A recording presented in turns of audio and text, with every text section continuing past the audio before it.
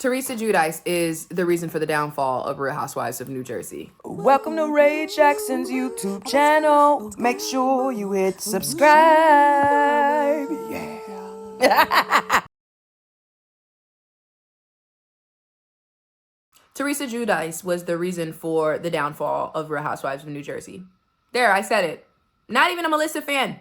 Not even a Melissa fan. But if you realize that every new cast member had to suck up to Teresa to make sure they had a smooth filming, come on, G. Like, that's think of any other Real Housewives dynamic.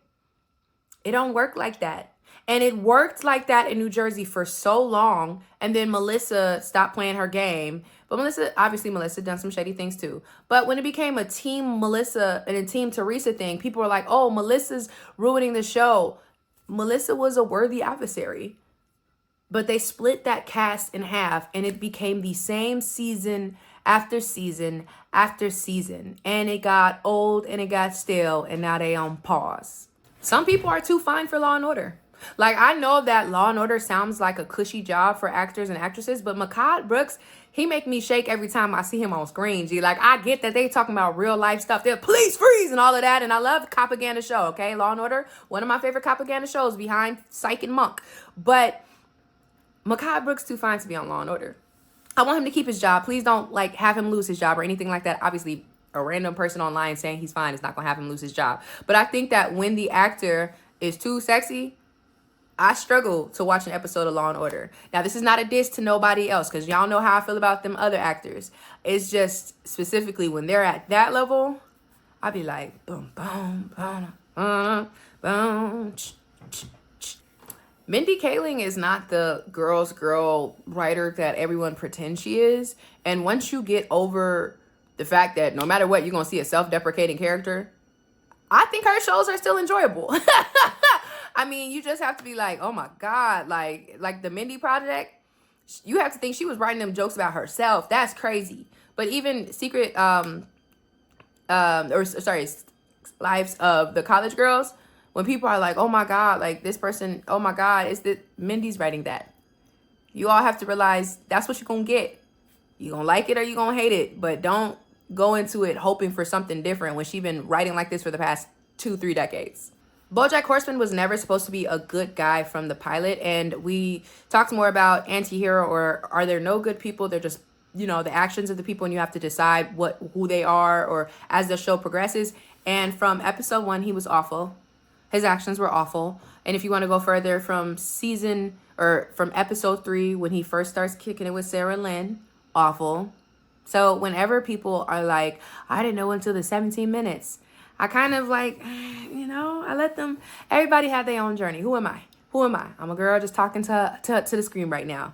But I will also say, I enjoy watching BoJack Horseman. I rewatch it often. It is a very hilarious show once you remove from your head how awful he is and stop rooting for him to be good. You enjoy the show.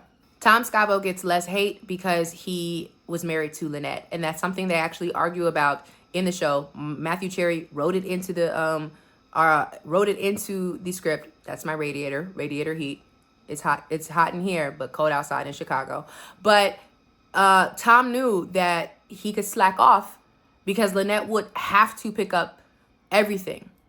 And he was an awful, awful, awful husband. He was the worst Desperate Housewives husband. Y'all just didn't like Lynette. But literally, list out everything he did, down to claiming to have postpartum depression, the pizza shop, and like just going and partying in college while she was taking care of all them kids.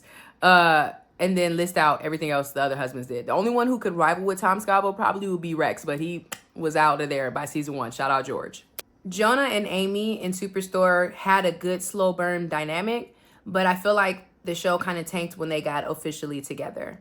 I feel like I liked the would they always, and I don't know if I have a show where when they finally did, I was rooting for them completely and the show didn't tank. Maybe Abbott Elementary.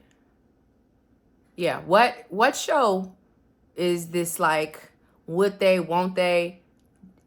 If I spend that whole series watching that and I'm like, God, I hope they get together, and then when they do, I don't like them together, I don't know. Because I didn't like Jonah. Because you're not supposed to like Jonah, but I didn't like him. Karen Filippelli should have listened to Jim. Jim made it no secret that he was rocking with Pam. And as much as you feel sorry for her, or you're like, man, he really did kind of play her, he looked her in her eye. Well, no, sorry. He looked down when he said it, where she was like, do you still have feelings for her? And he said, yes. A man tell you he is still in love or still has feelings for the receptionist, and y'all are so close. Y'all work, what, 20 feet away from each other? Please. Karen should have been got out of there. Thank you for watching. Subscribe. Yeah.